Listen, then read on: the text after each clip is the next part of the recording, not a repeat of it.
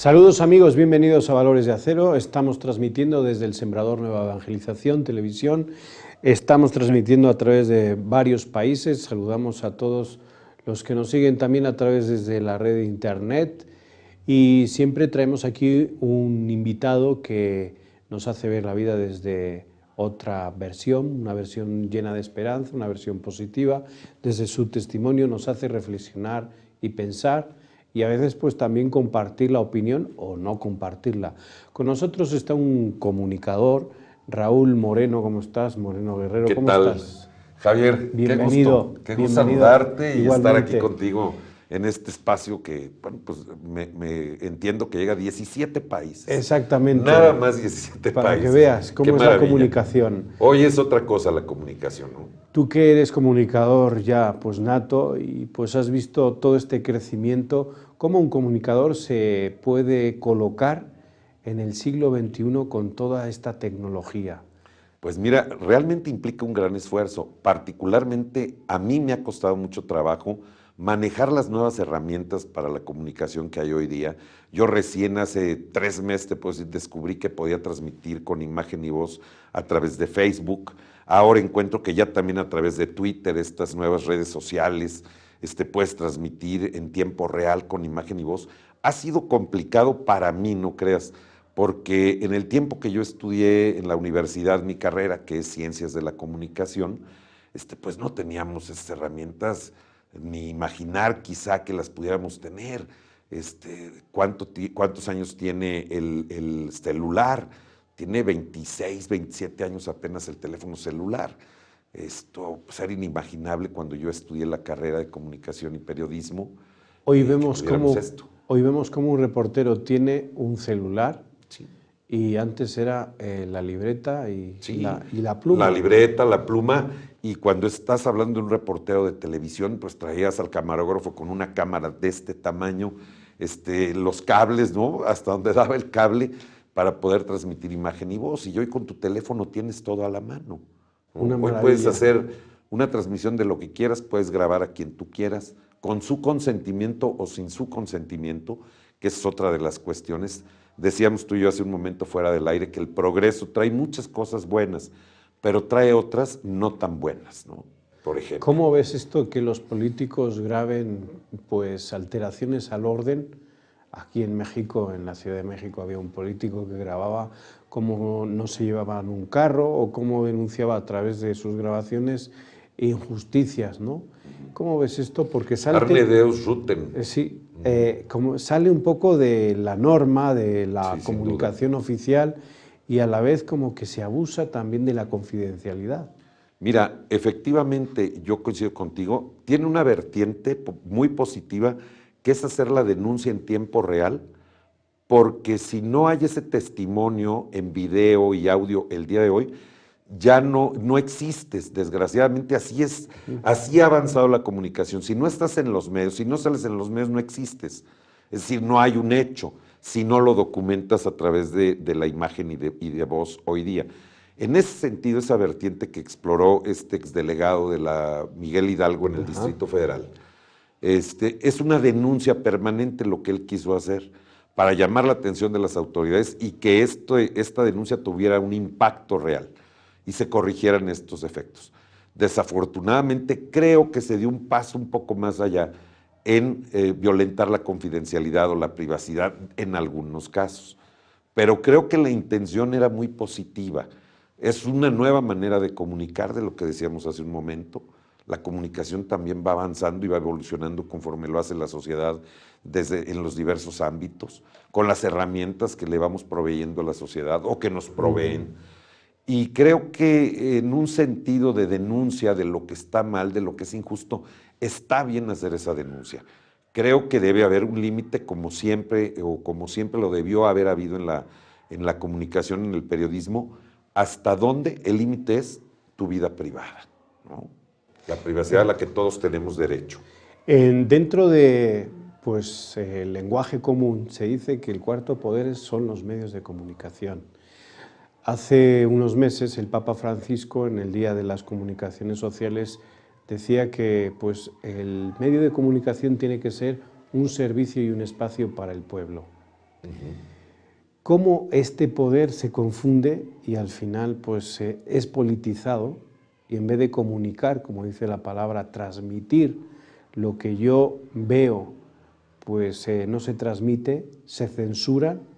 En México pues es un país en donde los periodistas son asesinados por ejercer su profesión, se censura e incluso pues a veces se aparta a los buenos profesionales porque opinan y denuncian cosas que no tienen que denunciar según otros poderes. ¿Cómo se puede conjugar y cómo conjugas tú como pues, periodista en México la libertad de expresión? San Juan dice, la verdad nos hará libres. Así es, sí. Que por cierto es tema de la Universidad Iberoamericana, ¿no? Mira, yo creo que el Papa en su alocución en este Día de la Comunicación o de las comunicaciones sociales puso el dedo en la llaga, permíteme el coloquialismo o la analogía, puso el dedo en la llaga. Me parece que hoy el compromiso de los comunicadores, periodistas, debe de ser con la comunidad, con la comunidad. ¿Por qué? Porque originalmente el periodismo nació para ser contrapeso del poder. Te voy a decir algo, desafortunadamente los propios periodistas fuimos degradando nuestra profesión. En el ejercicio cotidiano fuimos degradando nuestro papel en la sociedad. ¿Por qué? Por la corrupción rampante de este país, lo tengo que decir y reconocer que así es, Javier. El tema de la corrupción no nada más es en el ámbito político, público del ejercicio del poder, se da en la iniciativa privada y en materia de periodismo, tristemente, se da cotidianamente. Lo señalo con toda puntualidad. Hay una gran corrupción, desafortunadamente, en la mayoría de quienes ejercen el periodismo, por muchas razones, que ni siquiera los bajos sueldos son justificación de que tú te corrompas, porque tú aceptaste ese salario cuando te contrataste. También hay el caso que desde la dirección de algunos medios de comunicación te dan la consigna para extorsionar. Y entonces hay casos donde la libertad de expresión se convierte en la libertad de extorsión. Pero volviendo un poco a tu pregunta, el tema aquí es el compromiso que como comunicadores, periodistas, debemos tener permanentemente con la comunidad, hacer reflejo de lo que la sociedad demanda de quienes gobiernan. Me parece a mí que si partimos de la teoría o de la hipótesis que el periodismo nació como contrapeso del poder público, hemos ido perdiendo mucho esa visión. Creo que debemos de retomarla cotidianamente. No quiere decir que seamos contestatarios o como decimos en México, Javier, que tú has escuchado esta expresión, no es que seamos contreras per se, no, se trata de contrastar al poder, de estar más del lado de la gente, ¿no? Creo que esa debe ser la tarea del comunicador hoy día. Por eso el Papa no está de ninguna manera errado. Aun cuando algunas voces discordantes con la filosofía del Papa Francisco lo tachen de ser, oye, la Dalí de la teología de la liberación, en lo que podríamos abundar de manera importante, que no es el tema en este momento. Pero yo creo que el Papa tiene mucha razón, como otros postulados que ha hecho en este papado, que ha sido verdaderamente progresista en algunos temas, y ahí están los temas, ¿no? El tema del respeto a los homosexuales, de los divorciados, ¿por qué no van a comulgar? En fin, hay varios temas, y la comunicación me parece que entra perfectamente bien en esta forma de Jorge Bergoglio, el Papa Francisco, llevar hoy la Iglesia Católica. ¿Cómo ve un comunicador, tú que das las noticias todas las mañanas en Querétaro, cómo ves como comunicador a la Iglesia Católica con el Papa Francisco? Mira, yo creo que el papado de Francisco ha sido como una gran bocanada de aire fresco, de viento fresco para la Iglesia Católica. Yo creo también que le queda muchísimo por hacer. Yo deseo que viva 30 años más para haber cristalizado el impulso de cambio que le está dando a la Iglesia Católica. Me parece, como en su momento se habló del Papa Benedicto a la muerte de Juan Pablo II, que sería un Papa de transición, me parece que él así se asumió, ¿no? Había muchas cosas que modificar en la Iglesia. Ahí vemos cuestiones de escándalos dentro de la propia Iglesia Católica. Me parece que Francisco viene a ser un gran refresco para esta Iglesia Católica a la que se le exige vive en el siglo XXI. Hay temas ahí muy complicados, muy complejos que tienen 1500 años, si nos atenemos a los papados de Clemente, etcétera, etcétera, Sí. para acá. Creo que la Iglesia tiene un gran reto ante sí. Me parece a mí que Francisco está dando los primeros pasos. De verdad, yo como católico deseo que viviera 30 años más para ver cristalizados estos cambios a los que la Iglesia está obligada. Hoy día, vamos, hay temas ahí, se deben casar o no los sacerdotes, estos temas, ¿no? De los divorciados, de los homosexuales, en fin, de muchas cosas, de la caridad cristiana de la que habla Francisco, ¿no? Digo, hay que ponernos también en el contexto de que es un papa jesuita, ¿no? Ajá. Y tiene tras de sí un bagaje importante en estos temas, cuando se ha dicho que los jesuitas son el ala progre de la Iglesia, el ala progresista, ¿no? ¿Es fácil como comunicador, te pregunto, Raúl, polemizar con ciertos temas de la Iglesia?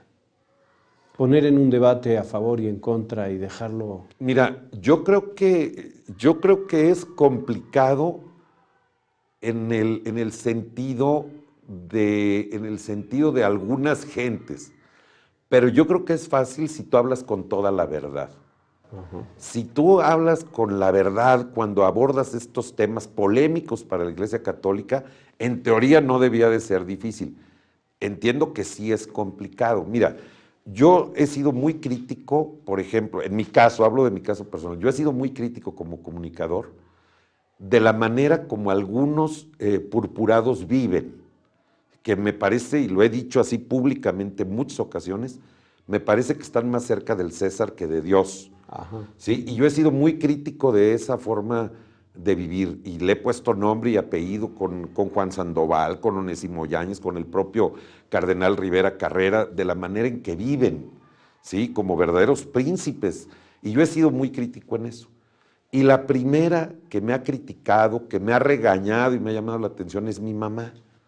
Porque mi mamá dice que eso se lo deje a Dios, que juzgarlos se lo deje a Dios porque a mí como hombre no me corresponde juzgarlos. Por supuesto que me corresponde. Yo soy feligrés, yo soy católico. Claro que soy, como decía Carlos Castillo, soy un pecador estándar. Pero me parece que como católico, que trato de ser un católico practicante, tengo el derecho de criticar a quienes llevan y manejan la iglesia a la que yo voy y la fe en la que yo creo, ¿no? Muy bien, Raúl, estamos en este momento, vamos a tener que hacer un corte porque Gaby está preparada con las 5 noticias más importantes de la Iglesia Católica y de la Orden de los Agustinos Recoletos. Vamos con ella y volvemos aquí a Valores de Acero.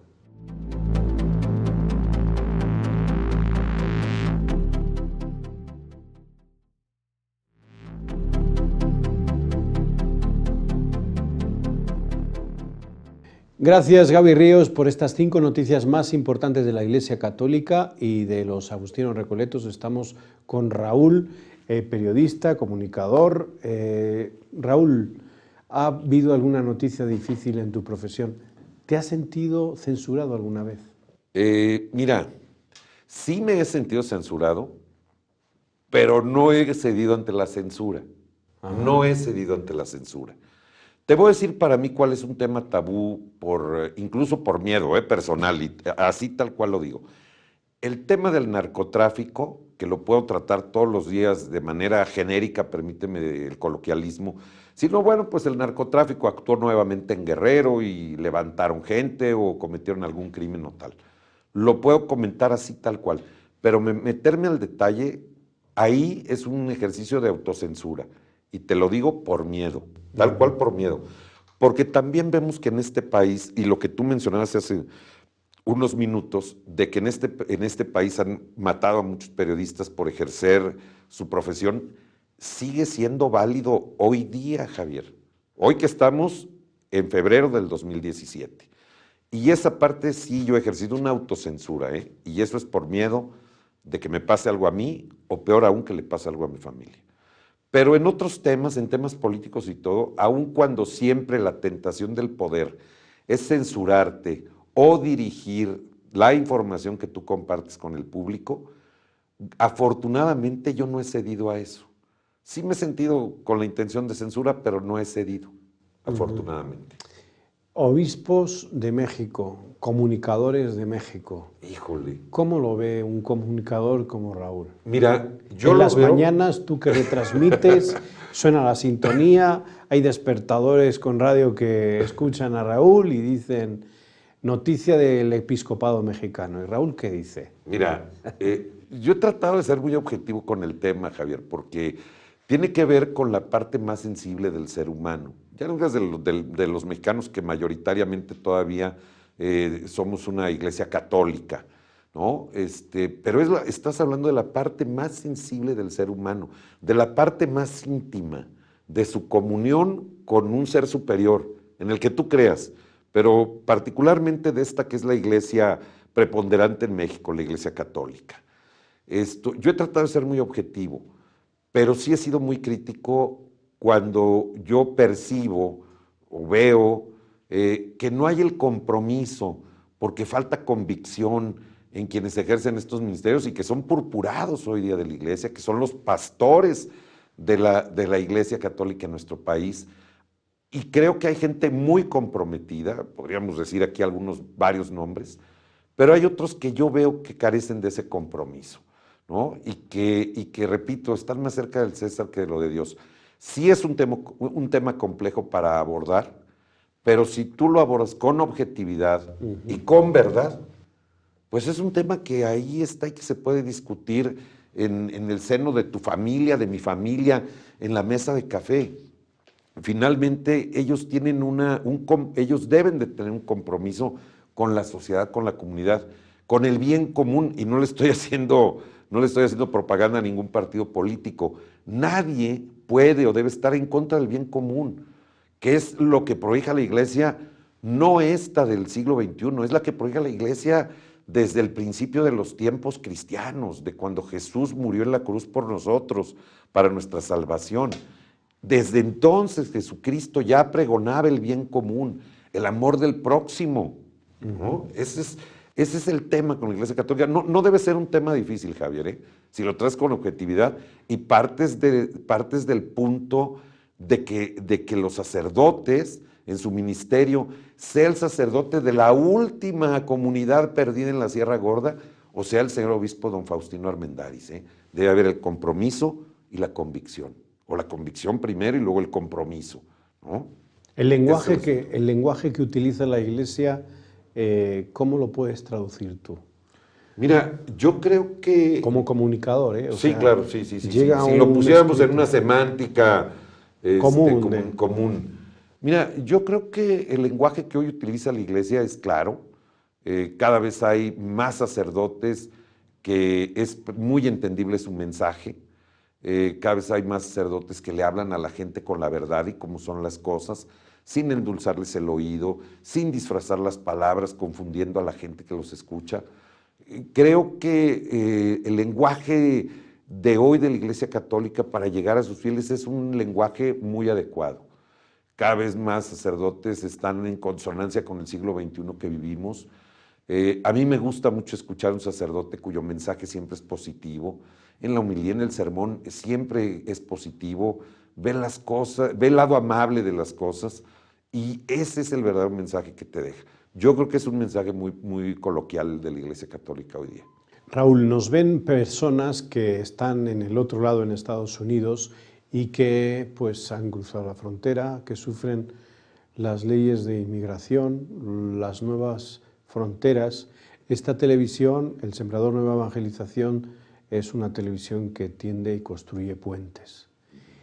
¿Cómo vives tú todos estos temas de la inmigración y cómo se viven desde una cabina de radio cuando llegan pues esos teletipos y noticias de agencias en donde cada vez como que hay más fronteras, hay más proteccionismo y hay más individualidad? Cuando tú desde el micrófono lo que intentas es unir, crear puentes.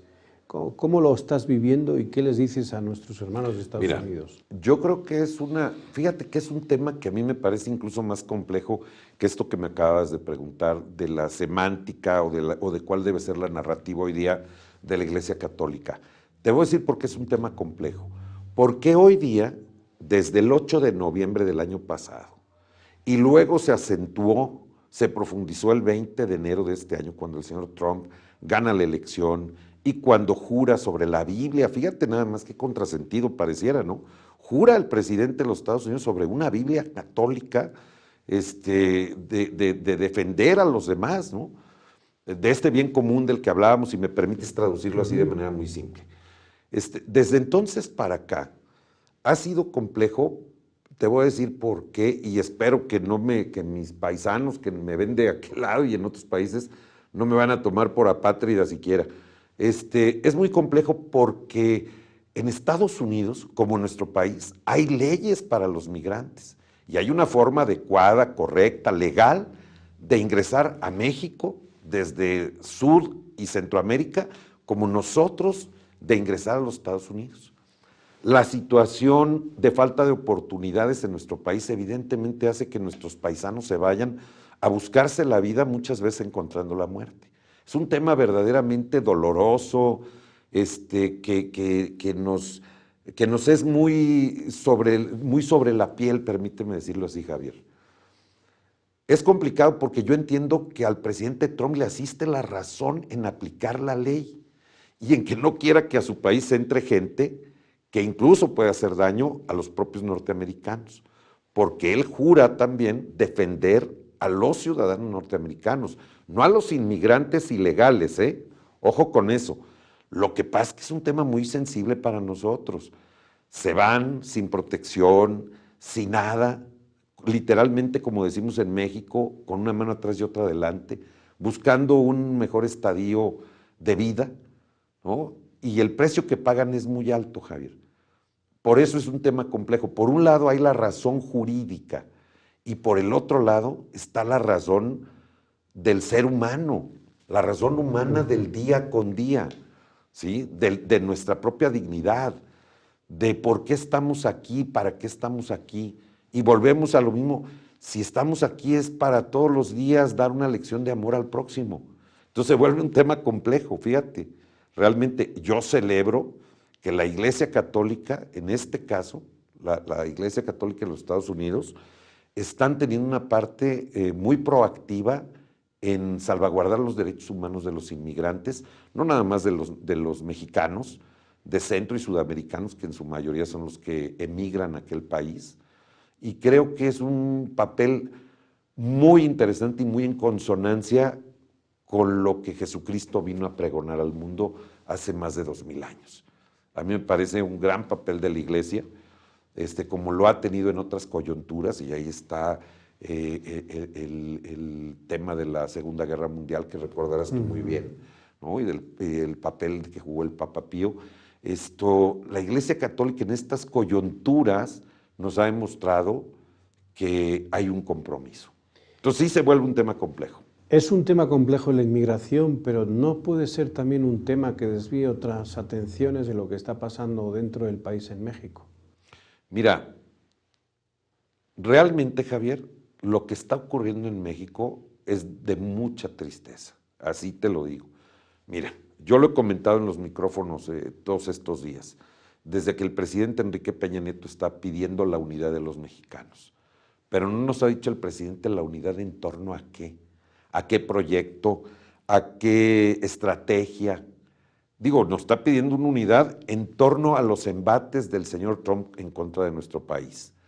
Pero el presidente no nos está diciendo nos unamos en torno a qué.